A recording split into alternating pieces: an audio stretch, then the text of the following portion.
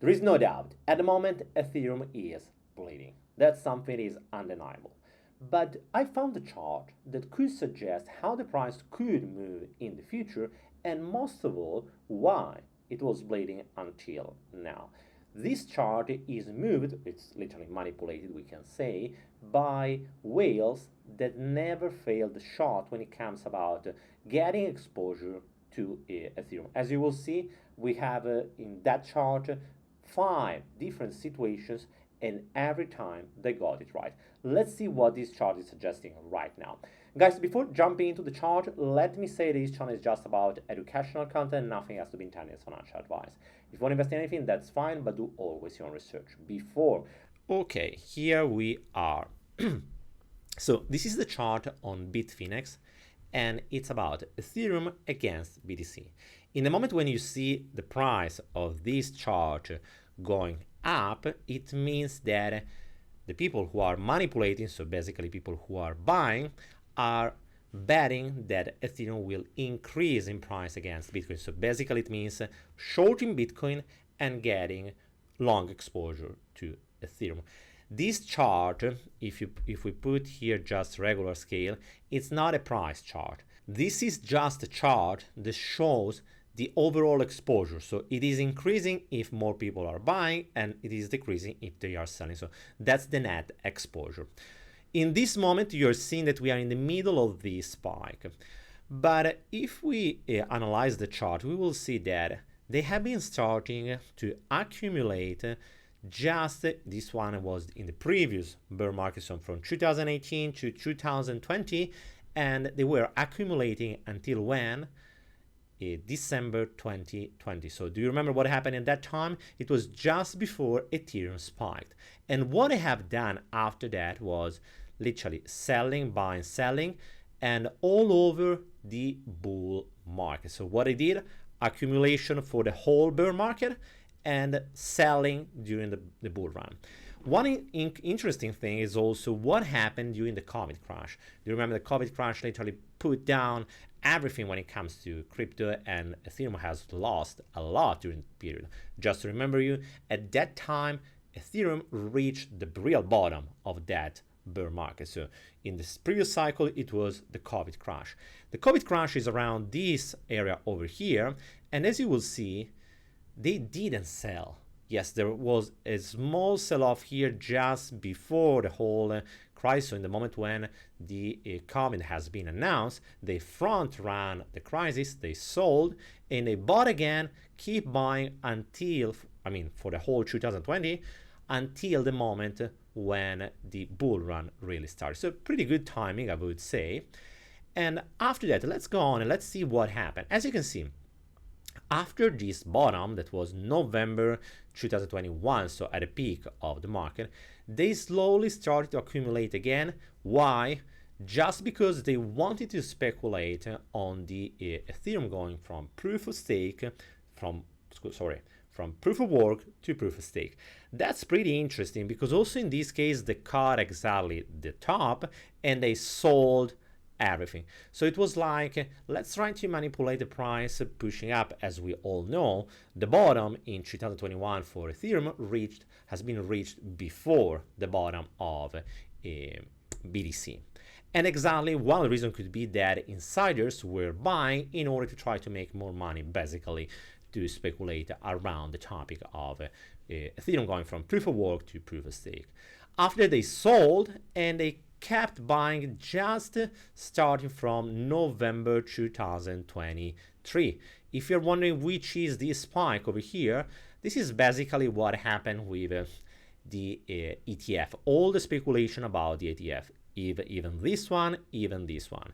The first peak, this one that I'm showing you on the screen, so January 2024, is the moment when the ETF of Bitcoin has been approved. So there was speculation that maybe just because they were approving the Bitcoin ETF, maybe it could spike either. And as we have saw on the chart, Ethereum had a moment when it saw the big spike, and after that the correction was much worse than BTC. After that, they started to accumulate, just envisioning the ETF of Ethereum being approved. It happened, and what happened? they just sold everything. From that moment on, they started to buy again. And that's pretty curious, guys, because if you look at this chart, what you can notice is that they have been accumulating until the election time. And after that, they dump suddenly, just to wait another month and start accumulating even faster. That's pretty interesting because that's something that never happened in the past. We never saw a so sharp correction and a so sharp recovery. Moreover, if we check also the price of Ethereum BTC, that's the chart that you should be able to see on the screen. Yeah, let's just push it on. Here it is. So you can see also the price of BTC, Ethereum BTC. So as you can notice is that if they sold here and they have been accumulating from here around, it means they sold in loss. And again, they started to buy again and again, they are even more in loss. Remember that they are in loss against BTC, but if we consider against USD, I mean, they are even more in loss. If you're wondering how big is their exposure at the moment, I can answer pretty easily.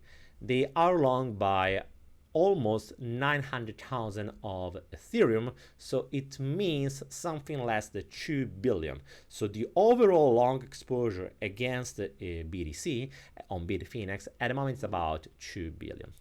My speculation about this peak over here in November and the crash is that they were behaving keeping in mind two possible scenarios. First scenario, Kamala Harris wins the election. In that case, with any probability, we could have something much more organic in terms of crypto market. So less volatility, but a market cycle that could have been much closer to the past. While with Trump, what we know is that he was promising tariffs and so on. So it was pretty controversial, his way of acting when it would have been becoming the president of the United States. And that's exactly what happened. So what he said is that, okay, I know that with any probability he will try to push some kind of recession, so we are selling, expecting that the bull run will not go exactly as in the past, but with any probability we will have a much more impulsive movement in the future. I don't know when, I have no clue, but what I can say is that usually when these people are buying, it means that we could have a top, and right now their exposure, it is almost at the all-time high, so what they reached just before Ethereum started to grow in 2020.